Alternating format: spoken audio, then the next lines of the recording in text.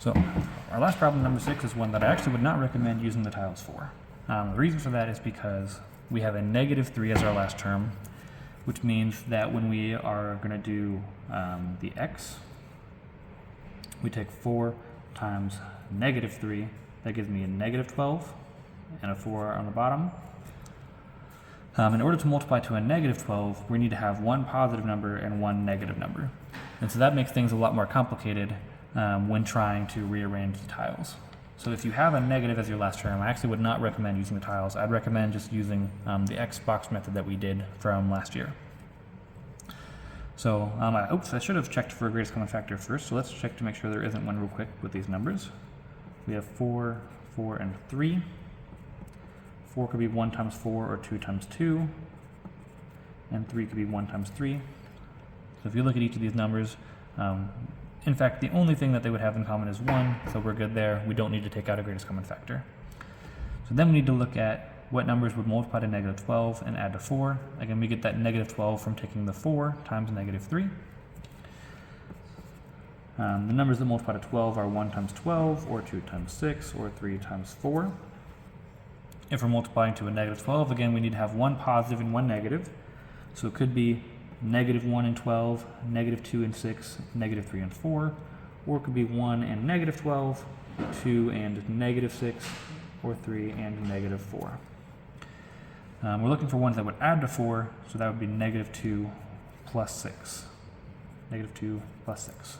Those are the two numbers that would multiply to -12 and add to 4. From there, we would use the box, where we would put the 4x squared into the first box, or we would have 4 of these x squared tiles in the first part. Again, they could end up being in a line, but I'm going to start with them being in a 2x2 square here. We have 4x squared in that first box, and then we take that 4x and we're going to turn it into a positive 6x and a negative 2x. So positive 6x and a negative 2x. So here's what that would look like. Let's see. Positive 6x. I'm running out of room a little bit here. Let's see if I can put it above. There's a positive 6x and a negative 2x. Okay. So if we've done this correctly, that means that we should be able to fit this -3 in that space, and sure enough, there's room for -1, 2, 3. So this is what our grid would look like if we're using the tiles.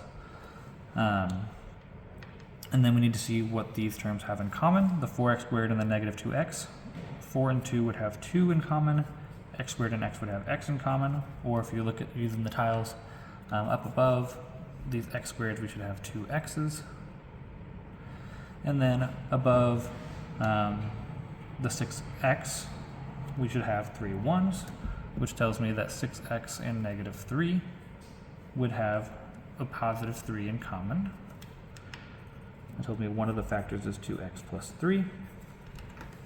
And then for the side, 4x squared and 6x, 4 and 6 would have 2 in common, and they both have x. Or again, along the side here, we would have 2 x's. And then -2x and -3 would have -1 in common. We would have one negative tile that would go here.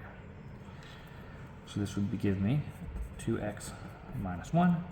And again, we didn't have a greatest common factor, so those two factors are the final answer.